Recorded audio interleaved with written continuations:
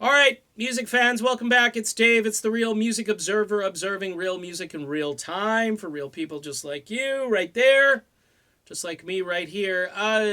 Okay, let's address again the Neil Sean, Steve Perry stuff. Okay, blabbermouth.net, blame them. They again posted this article, this Rolling Stone article, where Perry says that he doesn't want to work with Neil Sean. All right, doesn't necessarily mean he doesn't want to sit down and have coffee with Sean.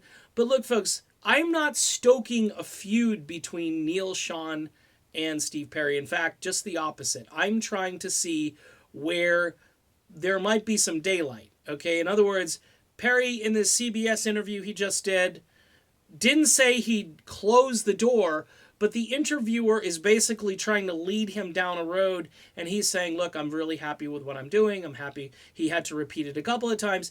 Finally, she says, well, I guess that means no.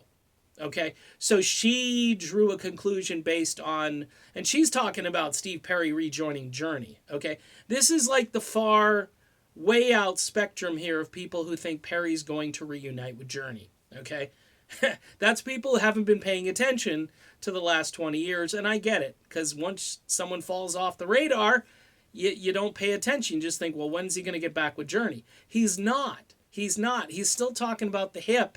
There's stuff going on. Okay, now, as far as, this idea of a friendship, Perry said he loved Neil Sean. I don't know if, again, you rephrase the question and say, well, what about if Neil just goes out and says, hey, want to go out for coffee? Is Perry not up for that? I've said this like going back a month now. Phrase the question that way. All right. Don't be like the Chihuahua nipping at the heels saying, oh, Neil Sean wants to work with you. Neil Sean wants to work with you. All right. Neil's not doing that. Neil would say, hey, it'd be great. He believes that the album cover art tells the story about Perry's relationship with Neil and that there's respect there and there always will be. Now, if Perry, and this is an if Perry were to just do an interview where he'd say, I want to put all this stuff to rest and here's what I want to say about it.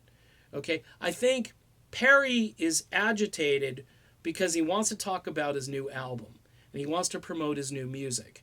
And people continue to focus on the past, and he does not want to talk about the past. Either it's too painful or he doesn't want to have to open those cans again, and the can of worms, several of them. And I don't blame him. I think he's just trying to stay focused, and the interviews, like I say, from the get-go with Perry, there's been like maybe 2 or 3 really good interviews with Steve Perry so far.